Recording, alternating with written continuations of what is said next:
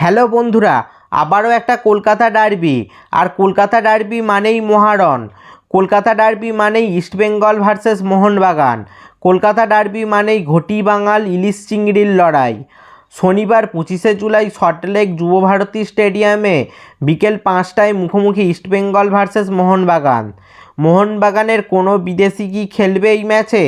কেমন হতে পারে ইস্টবেঙ্গলের বিরুদ্ধে মোহনবাগানের প্রথম একাদশ লাইন আপ? তাই আজকের ভিডিওতে দেখে নেব। ম্যাচ প্রিভিউ এবং হেড টু হেডে কে এগিয়ে রয়েছে তাও দেখে নেব। বন্ধুরা, প্রথমেই দেখে নিই হেড টু হেডে কে এগিয়ে রয়েছে। ইস্টবেঙ্গল ভার্সেস মোহনবাগান খেলা হয়েছে 408টি ম্যাচ, যার মধ্যে মোহনবাগান জিতেছে 134টি ম্যাচ এবং ইস্টবেঙ্গল জিতেছে 144টি ম্যাচ এবং ড্র হয়েছে 130টি ম্যাচ।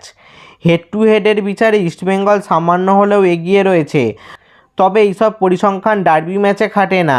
সেদিন যে দল ভালো খেলবে তারাই জয় তুলে নেবে। এখন সবথেকে বড় প্রশ্ন, মোহনবাগানের কটা বিদেশি খেলবে ইস্টবেঙ্গলের বিরুদ্ধে? বন্ধুরা, মোহনবাগান এই ম্যাচে অল ইন্ডিয়ান প্লেইং 11 নিয়ে মাঠে নামতে পারে এবং সেকেন্ড হাফে আমরা ডেজান ড্রাজিককে মাঠে দেখতে পারি পরিবর্ত খেলোয়াড় হিসাবে। মোহনবাগান ইস্টবেঙ্গলের বিরুদ্ধে 4-2-3-1 ফরমেশানে যেতে পারে। চলো ইস্টবেঙ্গলের বিরুদ্ধে মোহনবাগানের প্লেইং 11 প্রথম একাদশ কেমন হতে পারে তা দেখে নিই। বন্ধুরা, গোলে থাকবেন বিশাল কায়েত, ডিফেন্সে দুই সেন্টার ব্যাক রাহুল ভেকে এবং মেহতাব সিং ও লেফট ব্যাকে সুভাশিস বোস এবং রাইট ব্যাকে অভিষেক টেকচাম সিং থাকতে পারেন। মাঝমাঠে আপুইয়ার সঙ্গে থাকতে পারেন অনিরুদ্ধ থাপা এবং অ্যাটাকিং মিডফিল্ড পজিশানে সাহাল আব্দুল সামাদ থাকতে পারে। আক্রমণে রাইট উইংয়ে মনবীর সিং ও বাঁদিকে লেফট উইংয়ে লিস্টন কোলাসও থাকবেন এবং ফরওয়ার্ডে থাকতে পারেন সুহেল আহমেদ ভাট। হ্যাঁ বন্ধুরা, এরকমই হতে পারে ইস্টবেঙ্গলের বিরুদ্ধে মোহনবাগানের প্রথম একাদশ। তো তোমাদের কি মনে হয়, মোহনবাগান কি ডুরান্ড কাপের এই ম্যাচে ইস্টবেঙ্গলকে হারাতে পারবে? তা নিচে কমেন্টে জানাও।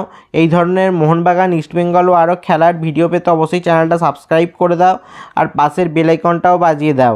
ফেসবুক থেকে ভিডিওটা দেখলে পেজটা অবশ্যই ফলো করে দাও আর ভিডিওটা লাইক শেয়ার করতেও ভুলবে না যেন। দেখা হচ্ছে পরের ভিডিওতে।